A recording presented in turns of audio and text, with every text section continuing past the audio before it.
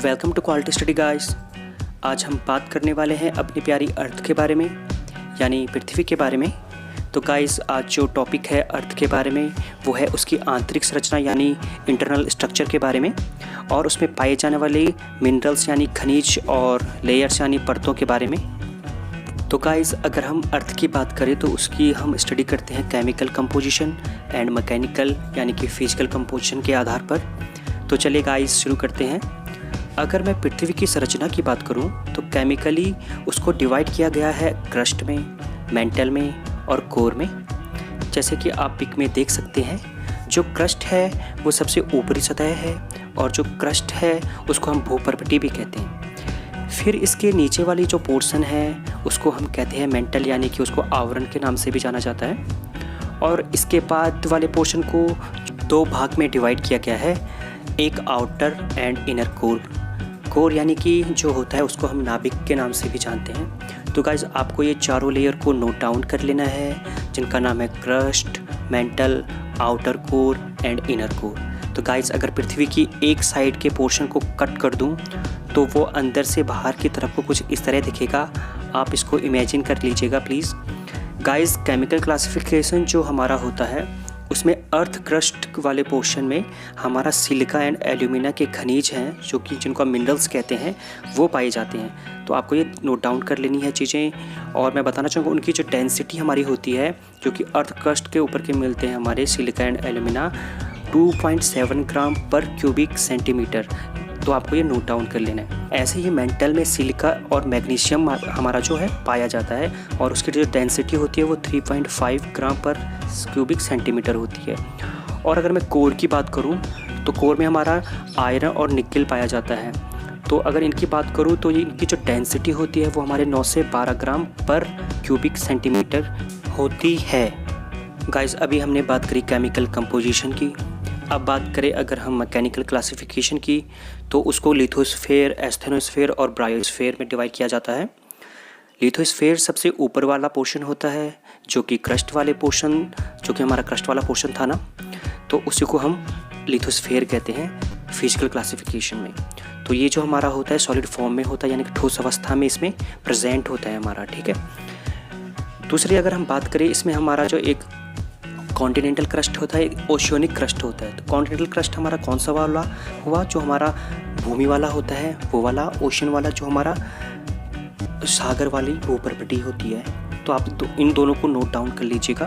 तो अगर मैं थिकनेस की बात करूं, उनकी जो मैं हाइट की बात करूं, तो ये हमारा 35 से 40 किलोमीटर होता है हमारा जो कॉन्टिनेंटल क्रस्ट होता है। और जो हमारा ओशियनिक क्रस्ट होता है ना, तो वो हमारा 3 से 5 किलोमीटर तक की हाइट का होता है। तो आपको ये नोट डाउन कर लेना है। इसका जो मेजर इफेक्ट आता है ना आपका, जैसे हमारे जो अर्थक्वेक आते हैं या वोल्केनो हमारे जो इरप्ट होते हैं, तो बेसिकली आपने देखा होगा तो हमारे ज़्यादातर कहाँ पे होते हैं, ओशन में होते हैं। तो ओशन में होने के कारण क्या है उनके, तो यही है कि वहाँ की जो लेयर हमारी है, जो हमारी क्रस्ट है, जो भूपर्पटी है, वो बहुत ही ज़्यादा थिन है, जिसके कारण वहाँ पे इरप्टेशन ज़्यादा होता है वोल्केनो का, या फिर अर्थक्वेक हमारा आता रहता है। फिर एस्थेनोस्फेयर की जो मैं बात करूँ, अगर एस्थेनोस्फेयर जो कि हमारा मेंटल वाला पोर्शन होता है, वो सेमी सॉलिड फॉर्म में होता है, यानी अर्ध ठोस अवस्था में पाया जाता है। और अगर मैं कोर की बात करूं, जो कि इंटरनल आंतरिक जो संरचना होती है वहाँ पे होता है, तो वो पोर्शन जो होता है हमारा उसको हम ब्रायोस्फेयर कहते हैं। और वो वाला जो पोर्शन हमारा पाया जाता है वो लिक्विड फॉर्म में पाया जाता है। तो गाइस, अगर मैं बात करूँ इनर कोर की, तो सबसे वाला जो इनर कोर हमारा होता है वो उसमें हमारा सॉलिड पोर्शन होता है। वो सॉलिड पोर्शन इसलिए होता है क्योंकि जो हमारा प्रेशर है, प्रेशर के कारण उसमें मॉलिक्यूल्स अपने नज़दीक आ जाते हैं, जिसके कारण वो सॉलिड फॉर्म उत्पन्न हो जाता है वहाँ पे।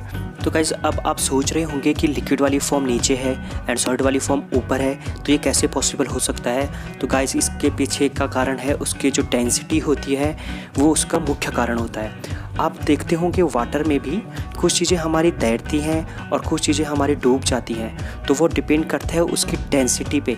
डेंसिटी हमारा जो होता है वो होता है मास अपॉन वॉल्यूम, जैसे कि मैंने आपको कल भी बताया था, जिसको हम मेजर करते हैं किलोग्राम पर मीटर क्यूब में। अब अर्थ क्रस्ट में सिलिका एंड एल्यूमिना जो हमारा होता है वो पाया जाता है, और उसकी डेंसिटी यानी घनत्व, यानी 1 क्यूबिक मीटर या सेंटी क्यूबिक मीटर में मॉलिक्यूल्स का मास कितना है उस पर डिपेंड करता है, जो कि हमारा सिलिका और एल्यूमिना के जो हमारी जो अर्थ क्रस्ट में होती है उसके बराबर होती है 2.7 ग्राम पर सेंटीमीटर क्यूब, जो कि आपको नोट डाउन कर लेना है। और मेंटल में जो जहाँ पे कि हमारे सिलिका और मैग्नीशिया पाया जाता है, तो वहाँ पे जो डेंसिटी उनकी होती है वो 3.5 ग्राम पर सीसी होती है। तो सिलिका एंड मैग्नीशिया की जो डेंसिटी है ज़्यादा होने के कारण वो नीचे है, और जो हमारा क्रस्ट है जिसमें कि सिलिका एंड एल्यूमिना पाया जाता है उसकी डेंसिटी हमारी कम होने के कारण वो हमारे सिलिका और मैग्नीशिया के ऊपर होती है। तो यानी कि डेंस वाली चीज़ नीचे और जो हमारी डेंस कम है वो वाली चीज़ उसके ऊपर, तो इसलिए हमारे सेमी सॉलिड के ऊपर सॉलिड वाला पोर्शन आ जाता है। तो आपको ये ध्यान रखना है गाइस। अगर मैं बात करूँ जो हमारा इनर कोर होता है, वो उसमें जो हमारा प्रेशर होता है यानी दबाव जो होता है वो बहुत ही ज़्यादा होता है। तो मॉलिक्यूल जो हमारे क्या होते हैं वो दूर दूर जो होते हैं वो नज़दीक आ जाते हैं, जिसके कारण उसमें क्या होता है कि हमारा सॉलिड फॉर्म बन जाता है। तो इसको समझते हैं, अगर पृथ्वी के अंदर हम देखते हैं जैसे डेप्थ बढ़ती जाती है तो टेम्परेचर भी हमारा बढ़ता जाता है और अकॉर्डिंगली हमारा प्रेशर भी है वो भी बढ़ता जाता है। तो इनर कोर में जाते प्रेशर की मात्रा बहुत हो जाती है और उसके जो पार्टिकल यानी कि जो हमारे अणु होते हैं वो पास आ जाते हैं, जिसके कारण हमारा जो वहाँ पे सॉलिड फॉर्म उत्पन्न हो जाता है। एग्जाम्पल के तौर पे अगर हम वैसे भी देखें तो जैसे हमारा लिक्विड फॉर्म होती है तो उसमें हमारे मॉलिक्यूल क्या होते हैं, दूर दूर होते हैं, और जो हमारा एयर वाली फॉर्म होती है तो एयर में मॉलिक्यूल हमारे और दूर हो जाते हैं, है ना। और जो हमारी सॉलिड फॉर्म होती है तो सॉलिड फॉर्म में आपने देखा होगा मॉलिक्यूल्स हमारे नज़दीक होते हैं तो उसकी डेंसिटी उतनी ज़्यादा रहती है। तो जैसे फिगर में हम देख पा रहे हैं इसमें कि जो मॉलिक्यूल हैं पहले दूर दूर थे, जब उनमें प्रेशर लगा तो वो उनके मॉलिक्यूल जो है वो नज़दीक आ गए और उसकी डेंसिटी बढ़ गई, है ना, और वो एक तरह से और ज़्यादा सॉलिड हो गया, है ना। उसके बीच में कहीं पे गैप नहीं है, आप देख सकते हैं। आई होप गाइस आप सबको ये समझ आ गया होगा। चलिए गाइस आगे मूव करते हैं। अब अगर बात करें हम ट्रांजिशन जोन की, इसके बाद हम बात कर रहे हैं अभी डिसकॉन्टिन्यूटी, इसको हम कहते हैं वैसे, पर आप पहले इसको समझ लीजिएगा जो हमारा ट्रांजिशन जोन एक्चुअल में होता क्या है।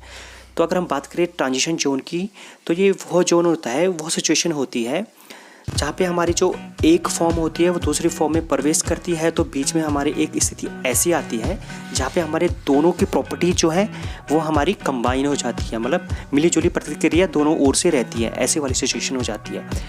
जैसे कि हम अगर बात करें वाटर और सैंड की, जैसे हम एग्जांपल लें, अगर एक वाटर और सैंड को ले लें हम, एक साइड आपने वाटर रख लिया, एक साइड आपने सैंड को रख लिया, दोनों को तो जब आपने पानी को सैंड की ओर अगर कोई एक पोर्शन आया ना, कॉर्नर वाला पोर्शन जहाँ पे सैंड था और वाटर था, तो उस वाले पोर्शन में क्या होगा, कुछ पानी जो है वो सैंड की ओर रहेगा, कुछ सैंड जो है वो पानी की ओर रहेगी, तो वहाँ पे सैचुरेशन कंडीशन आ जाएगी। तो वही वो वाला पोर्शन होता है ना सूखे से पहले, और जहाँ पे बिल्कुल पानी हो उससे पहले जो सैंड वाला वो पोर्शन होता है, तो वो वाला पोर्शन ही हमारा ट्रांजिशन हो गया, ट्रांजिशन पोर्शन कहलाया गया, ठीक है। तो आपको इसको नोट डाउन करना है। अगर बात करूँ क्रस्ट और मेंटल के बीच की, जहाँ पोर्शन हमारा सॉलिड से सेमी सॉलिड हो जाता है, मगर बीच में ऐसा पोर्शन आएगा जहाँ दोनों प्रॉपर्टी मिल जाएंगी और वहाँ पे सेमी सॉलिड और सॉलिड स्थिति दोनों ही एग्जिस्ट करेंगी। ऐसे ही मेंटल से कोर में जाने पर होता है, ठीक है। तो आपको ध्यान में रखना है।